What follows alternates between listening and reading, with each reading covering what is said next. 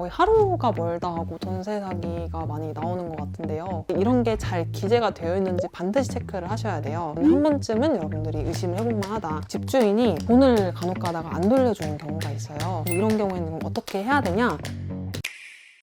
요즘에 전세 사기가 진짜 너무 많고 너무 극성이고 여러 사람들이 힘들게 하고 있는데 제일 많이 당하는 나이대가 사회초년생? 우리 또래인 것 같더라고요. 그래서 어떻게 하면 전세 사기를 좀 예방할 수 있는지 알려주시면 좋을 것 같습니다. 거의 하루가 멀다 하고 전세 사기가 많이 나오는 것 같은데요. 일단은 중요한 거는 계약할 때 서류를 특히 잘 보시는 게 되게 중요해요. 생각보다 뭐 전세 계약하면서 서류를 그냥 부산 사장님이 알아서 다 해주시니까 그냥 대충 보고 마는 경우가 되게 많은데, 저는 지금도 습관이 항상 뭔가 계약을 할 때마다 5번씩은 보거든요. 놓치는 게 있을 수 있으니까 상대방한테도 봐달라고 해요. 주로 이제 신경 쓰는 게 계약 날짜, 집 주소. 그러니까 집 주소 생각보다 잘못 쓰시는 케이스가 의외로 많았었어요. 도모도 잘못 기재되어 있고, 특약사항이라고 해서 여러분들 계약하실 때 청소비를 얼마씩 내야 된다거나 그 집주인 계좌번호 잘 기재되어 있는지 이런 것들도 이제 꼼꼼히 보시면 되는데요. 이제 계약사항에 대한 부분이랑 부동산 사장님께서 등기부 등본을 보여주실 거예요. 이 등기부 등본도 당연히 중요하고요. 거기 플러스 저는 건축물 대장까지 같이 보라고 하거든요. 이 건물이 언제 처음 공사를 시작해서 언제 완공이 되었고 주택으로 되어 있는지, 간혹 가다 보면은 오피스텔은 괜찮은데 근린생활시설이라고 해서 상가로 되어 있는데 그거를 이제 주거로 쓰는 경우도 있어요. 지금 건축물 대장 떼가지고 여러분들이 지금 살고 있는 호수에 정확하게 뭐 다세대 주택이라든지 아니면 오피스텔이라든지 이런 게 잘 기재가 되어 있는지 반드시 체크를 하셔야 돼요. 그러니까 그거를 왜 제가 체크해야 되냐고 얘기를 드리냐면, 전세대출을 많이 받으시잖아요. 뭐 LH에서도 진행하는 경우도 있고, 중소기업 다니시는 분들 같은 경우에는 중기청 대출이라고 해서 금리도 저렴하면서 되게 잘 나오다 보니까 전세로 계약하신 분들이 많을 텐데, 이게 기본적으로 주택으로 되어 있어야지만이 대부분 다 대출이 나와요. 근생 빌라? 이런 게 많다 보니까 아예 특약사항에다가 대출 심사를 넣었는데 뭐 잘 안 되면 계약을 파기할 수 있다, 이런 특약사항을 대부분 다 넣지만 간혹 가다가 그게 또 안 되면은 또 문제가 될 수 있거든요. 그러니까 집주인은 이미 다 계약금 받았는데 나 못 돌려준다 이래버리면은 되게 난감해지는 거예요. 그러니까 그런 특약사항도 반드시, 혹시 대출 심사를 받았는데 다른 이유로 잘 안 된다고 하면은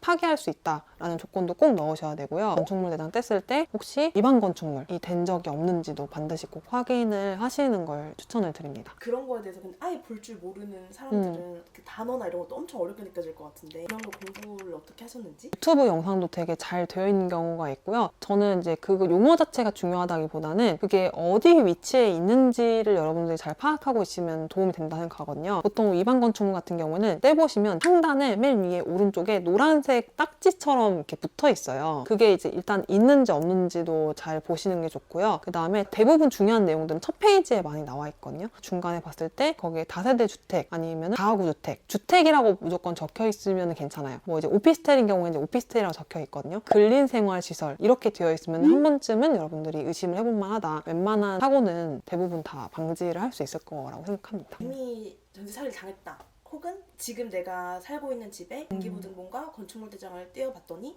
좀 위험한 상태인 것 같다, 어떻게 해야 될까요? 혹시라도 내 집에 문제가 뭔가 있는 것 같다라고 한다면은 제일 좋은 방법이 법률공단이 있어요. 근데 그게 이제 우리가 일반적으로 변호사를 찾아가려면은 대부분 다 돈을 내고 유료로 상담을 받아야 되는데, 그 법률공단 같은 경우에는 시스템 이용하는 것 자체가 무료예요. 대부분 일하시는 분들이 다 변호사 그런 자격증을 가지고 있으면서 무료로 자문을 해주는 역할을 하고 있기 때문에, 여러분들이 만약에 법적으로 뭔가 지식도 부족하고 뭔가 해결하기가 어렵다라는 생각이 든다면은 차라리 그런 법률구조공단 이런 데다가 연락을 하셔가지고 여러분들의 상황을 자세하게 얘기하신 다음에 지금 상황에서 어떻게 대처를 해야 되는지를 전문가의 도움을 받을 수 있는 방법도 있고요. 요즘에는 전세 사기가 하도 많아지다 보니까 그런 전담 기구를 설치를 했어요. 담당 사이트를 자막으로 표시를 해드릴 테니까 차라리 그런 데 연락하셔가지고 어떻게 하면 이 상황에서 내가 보증금을 돌려받을 수 있는지 그런 것들을 직접 조언을 구하시는 것도 좋을 것 같습니다. 그리고 이제 그거 외에 만약에 지금 내가 이사를 가야 되는데, 요즘에는 이제 역전세라고 해서 전세 금액이 매매 금액보다 높아져가지고 집주인이 돈을 간혹 가다가 안 돌려주는 경우가 있어요. 이런 경우에는 어떻게 해야 되냐? 여러분들 계약 기간 전에 반드시 나는 이제 퇴실을 할 예정이다라고 일단 우선 먼저 말씀을 하셔야 되고요. 이거를 얘기를 안 하고 시기를 놓쳐버리면 잘못하면 이제 묵시적 갱신이라고 해서 자동으로 계약이 갱신이 돼요. 그렇기 때문에 최소 그래도 한 달 전에 말씀하셔야 돼요. 내가 이제 곧 계약이 만료인데 언제쯤 이사를 나갈 것 같습니다 라고 얘기를 해서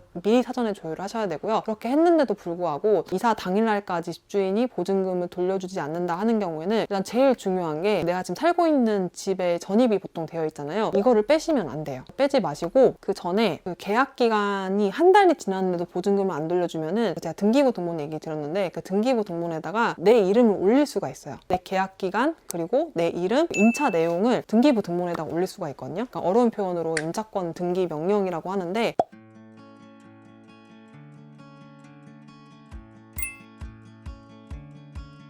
여러분들이 나중에 보증금을 그걸 가지고 돌려받을 수가 있거든요. 보통은 그 전에 해결이 되면 좋은데 그게 해결이 안 되는 경우에 최악의 상황 항상 우리는 이제 가정을 해야 되기 때문에 그래서 그 등기부 등본에다가 내 이름을 올리고 그 다음에 만약에 조치를 끝까지 취하지 않는다, 보증금을 끝까지 안 돌려준다 라고 한다면은 그때 이제 뭔가 법적으로 절차를 밟는 것도 여러분들이 생각을 하고 계셔야 돼요. 근데 그거의 첫 번째가 바로 앞에서 얘기 드렸던 임차권 등기 명령이다 생각하시면 될 것 같습니다. 어떻게 보면 이게 진짜 현실적으로 전세를 피할 수 있는 방법인 거니까. 오늘은 제가 이슈가 되고 있는 전세 사기 사건에 대해서 한번 쭉 설명해보고 이를 예방할 수 있는 방법, 이를 대비할 수 있는 방법에 대해서 알려드렸는데요. 다음 시간에 또 기회가 된다면 여러분들한테 집을 구하거나 할 때 주의사항 같은 것들을 한번 다뤄드리는 시간을 가지도록 하겠습니다. 네, 오늘 영상도 도움이 됐다면 구독과 좋아요 한 번씩 부탁드리고요. 네, 저는 그럼 다음 시간에 찾아뵙겠습니다. 안녕!